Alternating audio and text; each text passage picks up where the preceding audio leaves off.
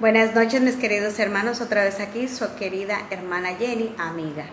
Queremos en esta ocasión seguir impartiendo lo que es el libro, el manual que vamos a estudiar en este tiempo, que es el plan de Dios, su mayor regalo. El regalo que nuestro Señor Jesús nos dejó cuando partió de esta tierra a ser morada para nosotros, que es la salvación.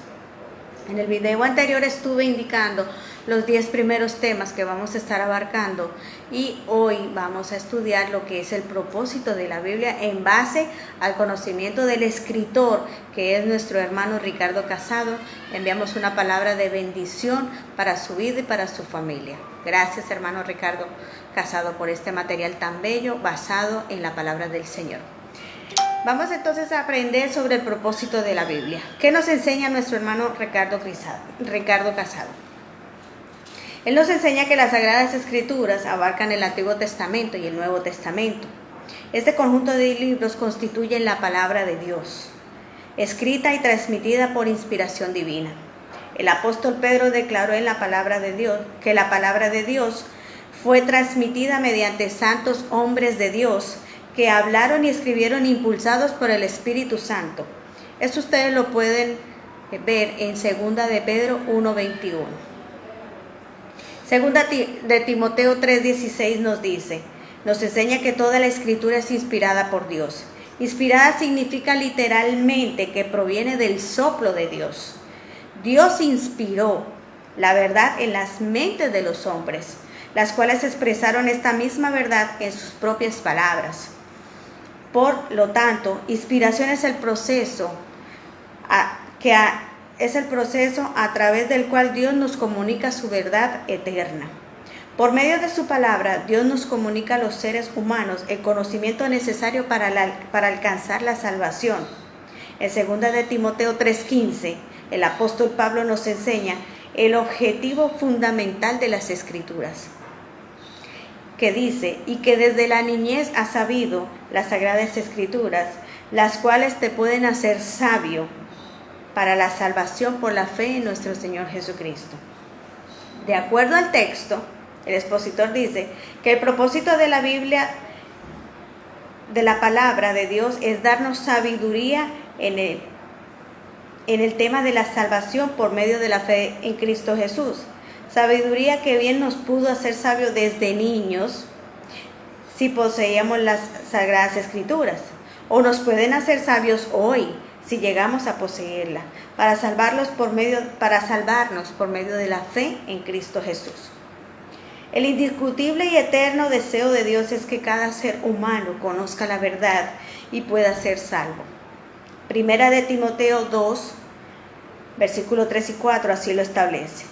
Porque esto es bueno y agradable delante de Dios, nuestro Salvador, el cual quiere que todos los hombres sean salvos y vengan al conocimiento de la verdad, ya que sin fe es imposible agradar a Dios. Hebreos 11:6. Y la fe viene por el oír la palabra de Dios. Romanos 10:17. El estudio de las Sagradas Escrituras es indispensable para todo aquel que anhele alcanzar la salvación eterna. La Biblia expone la triste condición humana y revela la extraordinaria solución eterna. ¡Wow! Jesús es el punto focal de las Escrituras. Mientras el Antiguo Testamento lo presenta como el Mesías que vendrá, en el Nuevo Testamento Jesús es revelado como el Salvador y Redentor del mundo. El Evangelio de Juan, el apóstol enseña que nuestra salvación y vida eterna dependen del conocimiento que obtengamos de Dios y de Jesucristo, su Hijo. Juan 17:3. El objetivo de la palabra, que podamos conocer a Jesús como cabeza de todo. Efesios 4:13-15. Todo ser humano debería considerar seriamente entender y conocer a Dios, tal y como es expresado en Jeremías 9:24. Todos estos versículos yo se los dejo para que usted lo mire en la Biblia, usted lo escudriñe y el Señor le guíe la santa palabra. A lo largo de todo su ministerio, Jesús destacó la autoridad de las Escrituras. Colocó la Biblia por encima de las tradiciones y opiniones humanas y reprobó constantemente a los líderes judíos por el hecho de desviarse de la autoridad de las Escrituras. En las tentaciones del desierto, por ejemplo, Jesús respondió al enemigo de Dios con un escrito está, citando finalmente porciones de las Escrituras. Mateo 4, 7 y 10. También en su oración intercesora, Jesús declaró que la palabra de Dios es verdad. En Juan 17, 7 lo podemos ver. Dice también nuestro expositor, dice, aunque no es un tratado de ciencias, la Biblia presenta verdades científicas indiscutibles. En Job 26, 7 se nos enseña que la tierra cuelga de la nada. En Isaías 40, 22 se expresa que la tierra es esférica y en Job 28, 25 se nos enseña que el aire tiene peso. Otros principios relacionados con la ciencia, tales como la energía, se relaciona con la materia. Dios habló y fue hecho. O que el hombre cuenta con una inteligencia emocional. Dame, hijo mío, tu corazón. Corresponden a las declaraciones de la Biblia que han sido formuladas y estudiadas por la comunidad científica en apenas el último siglo. Las Escrituras establecen la norma del carácter, el criterio para evaluar la experiencia. Es por ello que la palabra de Dios nos perfecciona en nuestros corazones al andar con Dios. Segunda de Timoteo 3, 16, 17 así lo presenta. Toda la Escritura es inspirada por Dios y útil para enseñar, para redarguir, para corregir, para instruir en justicia, a fin de que el hombre de Dios sea perfecto, enteramente preparado para buena obra. El Salmo 119, 98 y 100, la Biblia nos enseña que por medio de su lectura nos hace sabios. Aunque en algunos aspectos la Biblia nos atrae por su lenguaje diáfano y sencillo, su profundidad ha sorprendido a todo lector estudioso de esta, incluidos los grandes teólogos. En Apocalipsis 1:3, el Señor coloca una bendición para el que lee, oye y guarda su palabra. Algunos datos de la Biblia. Dice, la Biblia, le vamos a expresar algunos datos de la Biblia para que ustedes lo conozcan, si ustedes son nuevos creyentes, nuevas personas que apenas están entrando al conocimiento de lo que es la Biblia, la palabra del Señor. Tengan en cuenta que la Biblia contiene 39 libros en el Antiguo Testamento y 27 libros en el Nuevo Testamento, para un total de 66 libros. Fue escrita por 40 autores durante un periodo de 1500 a 1600 años. La versión utilizada en este estudio es la Reina Valera de 1960.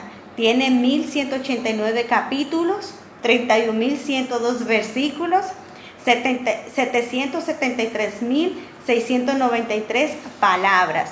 Eso es la Biblia que nos están desmenuzando, cómo es que está compuesta. Originalmente la Biblia fue escrita en 3 idiomas, en hebreo, en griego y en arameo. En otros idiomas, el número de las palabras varía conforme a la estructura semántica de cada uno de ellos. Las subdivisiones por temas de la Biblia. Es importante que usted aprenda esto para que usted así pueda fácilmente buscar en la Biblia cada vez que usted se vaya a dirigir a un libro, a un capítulo y a un versículo. Por su contenido, la Biblia se puede dividir en historia, en poesía, en evangelios, en cartas y en profecía. La subdivisión de historia contiene desde el libro de Génesis hasta el libro de Esther.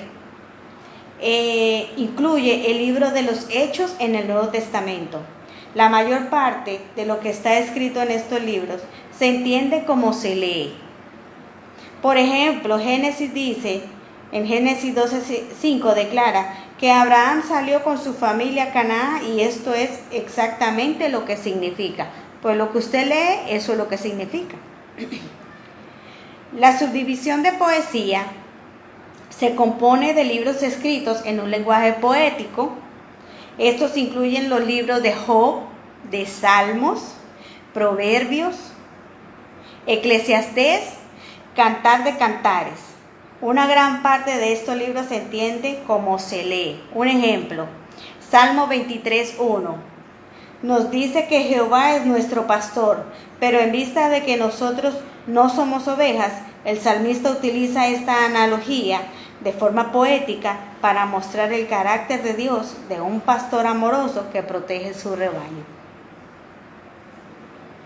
La subdivisión de los evangelios son espectaculares para leer y para aprender.